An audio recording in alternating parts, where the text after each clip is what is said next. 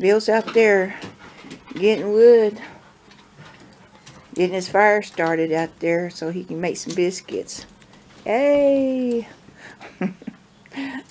There's a few of you says, when's Bill gonna make biscuits? Well, he's heard your cry, your shout out. He's making biscuits this morning. I've been wanting biscuits, and he has too, but you know, we just get out early and try to get things done. So he says, well, I'll go ahead and make biscuits. You hear that, Tammy? He's gonna make biscuits. And so he's out there, you know, getting wood, getting the fire ready. Then he'll come in and make some biscuits in there and take them out and cook them. Now I'm hungry thinking about having biscuits and gravy. So I'm glad he's making them. We've been wanting some. We've just been, you know, busy putting it off. And he's going to tell a story about western New Mexico. A few years ago we went over by this fort, and he's going to talk about that. So thank y'all encouraging Bill to make some biscuits. I really appreciate it. I'd like to say, if everybody would give a shout out to Tammy Hansen. She's really been laid up, not feeling good, hurting a lot. It'd be nice if everybody would be saying hi to her and giving her prayers, hoping for the best for her, and that she'll get better soon, that we all care for her. So I appreciate her if people would say that and give her encouragement. Tammy, I hope a army of prayers would come your way. People will just give you, you know, prayers like crazy. Wish you well. I know it feels so terrible to be laid up, hurting, a lot of pain. So if people would just go and make comments and wish her well, pray for her, 'cause she's laid up right now. She's my walking buddy. So we got to get her back up so she can go do her walking. So I'd appreciate if Army of Prayers would go her way. Thank you a lot. Here he comes. Oh, Luke. The biscuit maker. Get your nose back. He wants to help you. Yeah, he needs a lot of help. Watch him. He's licking it. Oh. Sonny, it's going to be pretty hot in a little bit. You can't lick it. You can't lick the pan, Sonny. So why not? Yeah. Why not? Yeah. We're going to do some cooking over here, Sonny. Yeah.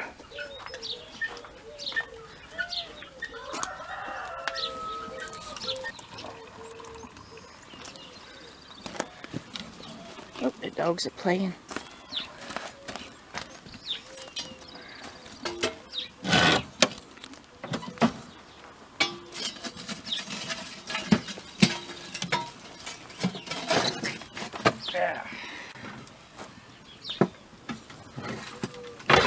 And the doors are not open good.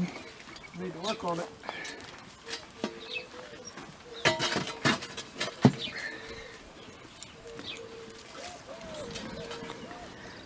Sonny, what are you doing? I'm not going to get up there. You can get your bottom burnt. No, go on. Go on. Yeah. He's so nosy. His tail right then. Yeah, I've seen some smoke go up. Yeah, no, you settle down.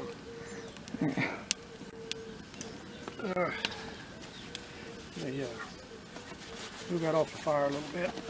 Yeah.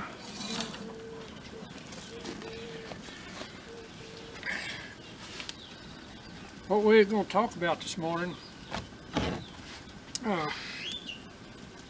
we went on a trip, it's been a while back,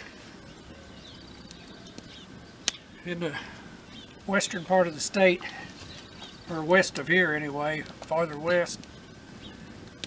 There's an old fort that we went to called Fort Cummings. It was, I think it was built before the Civil War, but then it kind of wasn't used much, and then they reoccupied it. But it's in an area called Hey, Cook's Canyon. There's a lot of information on the internet about it, pictures. Sonny. It's in a remote area, and what it was about, it was a lot of the time I think it was manned by the Buffalo Soldiers. There's a canyon real close to it, and there was a stage station, Butterfield Stage Station, right in front of it. We do have some pictures of it. We don't have any film, I don't believe, but any video. But there was a lot of attacks by the Indians. The canyon by the fort, just west of the fort, it's called Cook's Canyon, and then goes into another one called Massacre Canyon. It's not a real deep canyon. It's probably maybe 100 foot deep, and it's a good trail through the bottom of it. People went from, that's why they built the fort, because there was been so many attacks in that canyon, ambushes. There are several stories on the internet about it. I think there's a lot of graves in that canyon. There's several graves in that canyon, instances where people were attacked. The fort originally had a 12-foot wall all the way around it, made of adobe bricks, and I believe it had like a watchtower or a lookout on at least 2 corners. There's not much left of it now. The last time we were there were just barely walls. Yeah, it's melting down. And the stage station right in front of it is Butterfield, and it was made out of rocks, actually. But it was in ruin too. There's not much left of it. And then, not too far from that, on the way through the canyon, is there's a spring called Cook Spring. It is dried up, but it's got a little round house, kind of a hexagon shape or round building. And that building is really staying good too. Yeah, the building's in good shape. They did a good job on it. The railroad in recent years, or in the early 1900s, they came in there and diverted water from that spring back east to the railroad, and it's several miles they piped it. But anyway, what I was getting at was the fort. One of the interesting stories about it, there was a black woman. She was a slave before the war, and she was a cook, I believe, for the Union Army, for some of the higher up officers and generals. And she done, fairly well for that time, that time in history. But she was a cook. And after the Civil War was over, I guess she wanted to stay in connection, or make money, try to make a living any way she could. She disguised herself as a man. Her name was Cathay Williams. She reversed it and put her name down as William Cathay. She was pretty long and lean, and how she got by the physical, I don't know. Well, they probably needed bodies. Yeah, she pretends she was a soldier. She pretends she was a man, and she enlisted in the Union Army. Well, it was the American Army then. It was after the Civil War, and she was stationed there for some time. They had a regiment. I don't know if it's cavalry or infantry there, because there was both. The Buffalo Soldiers was cavalry and infantry. But anyway, there was a company of Buffalo Soldiers, and that's where she ended up, at that with that company at that fort. And at that time, there was Geronimo was around, but there was actually another chief called Mangus Coloradus. He was the main chief of the Chiricahuas, and they kind of resided west of there in an area called the Membres Valley, and they were called the Membrinos or Membres Apache. But they would set up ambushes in that canyon. One of the ambushes was a wagon train of people coming from Arizona east. They were trying to get out of Arizona because the Indians were on in an uprising. They were on the warpath, and I believe this was before the fort was built. They were coming into the canyon, and they were ambushed. And the very last wagon was mostly women or children, and they turned and headed back for the nearest outpost to the west, which I think was called Old Town at that time. It was on the Membres River west of there. It was towards Silver City to get help. Well, several people got killed in the ambush, and they had, it was a large group of people, and they had, I believe, about 700 sheep and some cattle and horses, and that's what the Indians were after. And they ended up getting the livestock and heading south towards Mexico. And the militia from, I believe, it wasn't Silver City, but it was Pinos Altos. It was an old mining camp north of Silver City, present-day Silver City, right on the edge of the Gila Wilderness. They figured out, because the Indians had to have water, and if you know where the water holes are, you could pretty well tell where everybody's going to, what way they're going to go. So the militia, they took a shortcut and ambushed the Indians at a water hole south of that area, and recovered most of the livestock. But that's the story of the fort. There's a peak north of there called Cook's Peak, and it's kind of a jagged, tall peak. I don't think it's real high. We've been around it and under it, and trails all around it. Some of the land in that area is private, not much of it, and then a lot of it is just leased BLM. And I talked to the ranch owner. I called him, matter of fact, before we ever went over there, because I didn't want to get on his property without permission, or and there's a couple of old mining camps in ruin there that we took a lot of pictures of. One was called Cook's Camp, and it was a mining town, and the other one was called I think it was Hadley. Yeah, I might be wrong, but so. anyway, we took pictures of both of them. Well, we was mostly interested in looking at that fort, just on a scouting trip. And we didn't get a chance to go into that canyon because, we had to head back home. Yeah, we were running out of time. We would love to went in that canyon. We went to the face of it. We planned on going back over there. We just hadn't had a chance. We've been busy here doing stuff. And it's interesting. It's hard to get to. Susie, we've got some, she'll put up some pictures of it. We don't have any video, and she'll probably locate it on a map. If anybody's interested, it's an interesting place to see, and the story about the soldiers there. One thing about the soldiers' life I thought was interesting, people, they boil rattlesnakes, scorpions, and all that stuff. Well, yeah. That's a rocky area. In the barracks, the soldiers had beds, iron bedsteads. They might have been wood, or I never did really check that out. But anyway, scorpions were bad in that area, and rattlesnakes. They did have an adobe wall all the way around the fort. They didn't really have, and it was 12 foot high at one time. They didn't have to worry too much about snakes.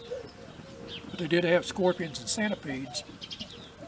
Well, the barracks, the beds, they would take it was either lard buckets or syrup buckets. They had metal buckets about that big around. They'd raise the beds up and set the bed lays in the bucket and fill it with water, and that would keep the scorpions from crawling up on the bed at night. Come to bed with you. Maybe that's what we need to do. And Keep them out. But still yet, on the ceiling was made out of vigas and latillas, what they call as big logs, and then little sticks to fill it in, and then mud on top of that. And scorpions would get in that, and centipedes, and fall down on the beds at night. So they would put some kind of tarps or something. The soldiers would string them up above, and they were slick. I forget what they were made out of, but they would make it to where the scorpions would slide off the beds. And it just, you know, normal life that they had to put up with. Whenever we think we've got it rough. I like to lay in bed with it's nice and quiet, not scorpions. What got me was the syrup buckets. It's either syrup buckets, molasses, it might have been molasses, or lard buckets. They used a lot of lard back then, just grease. And but they would get the bed legs in that bucket, fill it with water, and the idea was the scorpions didn't want to cross. They couldn't swim. They'd sink in that water, and they couldn't get up on the bed. Because otherwise, from the ground, they'd crawl up on the bed, and there would be a bed mate with you. Oh my gosh! And, they like warm places, warm bodies. But anyway, that's one of the things. And he was bit last year on the back by a scorpion in bed. Yeah. Oh my gosh! On my back. I'll tell you about his scorpion. He stepped on one in the bathtub. Oh, yeah. And he raised his foot up, and there was a scorpion there. He didn't get stung. And then one time it started raining, and we had this raincoat by the wall, and he put that on. On the back porch. Yeah, to go out to probably open up the rain barrels, and he had a scorpion on his head. Yeah. They liked you. You're brushing off. Well, no. Susie likes rattlesnakes, and I like scorpions. Yeah. I guess we're just. I think I'd rather have the scorpions than the rattlesnakes that would get bit. Yeah, the scorpion's not bad. It's a little bit worse than a wasp sting or a yellow jacket sting. Yeah. Depends on the scorpion. There's some that are deadly. And you didn't feel good. That was a yellow scorpion? Yeah, I remember those yellow ones are supposed to be the bad ones, and that's what it was. It wasn't very big, but it was a yellow one. And the next day I was still working then. It's been a few years ago. And I was helping some people. Their vigas the ends of them were rotted out on this building that they had. And I was helping them cut them and treat them with some kind of UV paint. And I was having to go up and down the ladder back and forth because there were several of them. And I just kind of worked my way through it, but when I'd come down that ladder and start to walk, I would be dizzy. Your legs were wobbly. And my legs were wobbly, and I figured it was that scorpion bite, but I figured, well, either do it or don't do it, just walk it off. Just have to be careful. I finally did walk it off. It wasn't so bad, but we got different types of scorpions. You deal with, you know. Yeah, there was this one scorpion last year. I was in the fall. It was in our kindling box out there by the house, and I reached in there to get some kindling, and then this way was this scorpion. It was like a flat type body, and that scorpion, it come running. It was going to bite me. Here it come down there. Well, it stung me. I thought, boy, you're awful brave. Boy, he was head right for me. Fast speed. Anyway, I killed him. And there's a lot of stories on the internet. There's books about it. I think there's some military journals about it.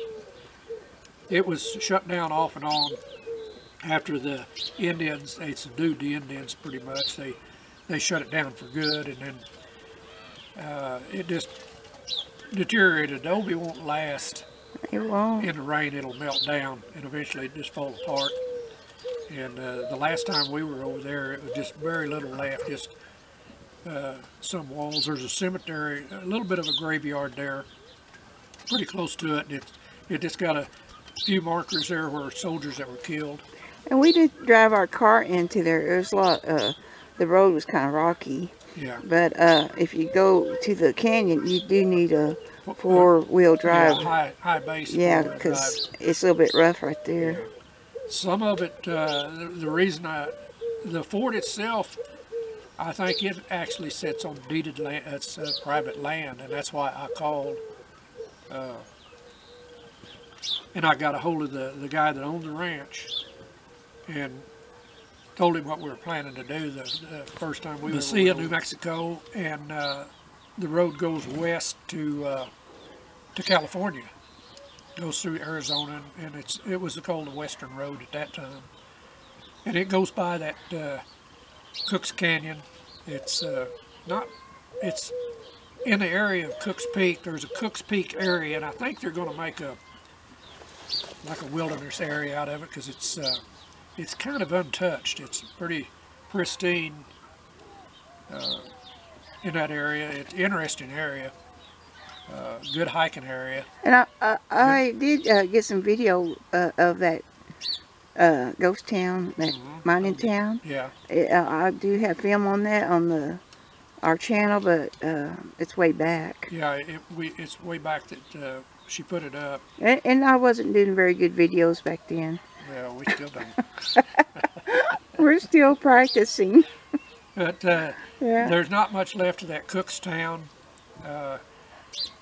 It was supposed to have been a pretty big area, a lively town at one time. A lot of things went on there. It was a wild mining camp, is what it was, mining town. But there's very little left. When we were there was an old car, looked like it was back in the 30s or 40s, that was sitting there because they mined on up right before the Depression, probably, when a lot of the mines closed down. And then there's another town in that area, I believe it's called Hadley, and it's got quite a bit of, there's a lot of buildings left of it. There's an old jailhouse there. We've got pictures of that. You need to go get. He doesn't have his sense of. Yeah, and we never did walk back to that big mining area where they No, mine. And no. we were pressed for time, so Yeah. I would like to see that big old mine back there. When we were over there, we were in that white pickup, and it's diesel. And it's got 2 batteries. Anybody that knows diesel knows that they usually have 2 batteries because it takes a lot of power to start one. We hadn't had it too long. I bought it used. But we always take food with us and supplies. But we usually take a 6-pack of Cokes, just, if you get stuck, have some kind of nourishment. You're going to get your bottom in fire here. Yeah, you better watch it, boy. We walked back to the truck. We had done some walking around taking pictures and walked back to the truck, and the battery, it wouldn't start. The battery was dead. And I thought, well, I always carry tools with me because we're so far out in remote places you can't get any help. Anyway, Susie just happened to think, you hear so much about Cokes and Pepsis and different colas, not just those 2, but different colas that have a lot of acid in them. She said, well, let's pour some of that pop on them batteries, and that's what we did. And the batteries were corroded. I'd never didn't pay attention to it when I bought it. I should have. And Coke saved the day. Yeah, we had Coca-Cola. Yeah. And we poured that on those. Well, I don't know if it's acid or what it is in the Coke, because there's acid on the batteries, but that it almost acts like baking soda. That's the way baking soda acts. You can put baking soda and make a mush out of it and put it on a battery, and it'll clean a battery post real nice. It really neutralizes the acid. So there's something in the Coke that cleaned those batteries up. I didn't try to tighten them or anything. I just went back in there and boy, that started right up. And we were happy about that, but I always take Coca-Cola. Yeah, always take Coke.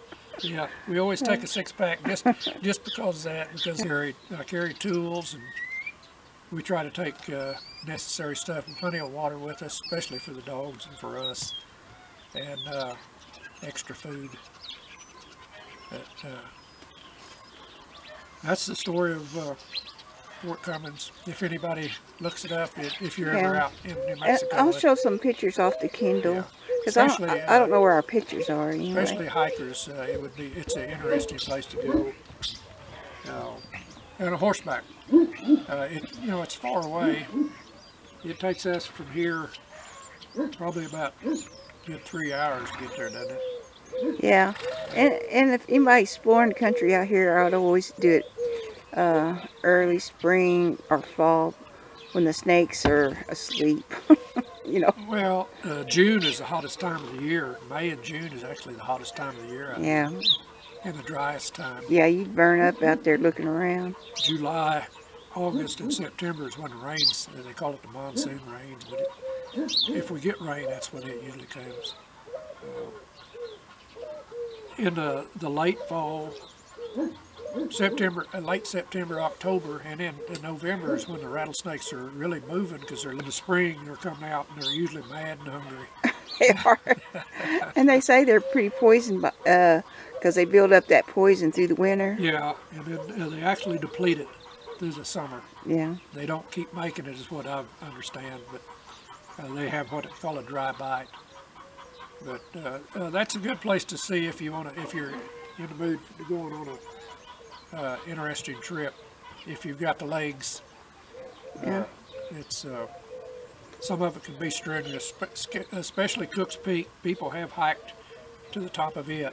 Yeah, and always carry water. Yeah. People Water. die from Yeah. getting out too far and not have water. Yeah, there's been people die within probably 30 miles of us out in the White Sands area. A woman died of exposure, thirst or sunstroke. I don't know what. So many people come out here, and it ain't Disneyland. Well, there's down there by Ore Grandy, a dirt biker. He went way out, and his motorcycle quit working, so he's gonna walk out. They found him dead. He just died from no water. Yeah, and it's just the distances are far. Yeah, Especially if you break down. yeah. If you have, if you're on a main highway, AAA will get to you. It might take them. It depends on where you're at. I always try to take stuff where I can take care of myself if I can. If I can fix something. And we've been lucky. You checked them biscuits yet? Yeah. I gotta go make some gravy. That's about all for this time. I need to You're a jabbing box. get busy.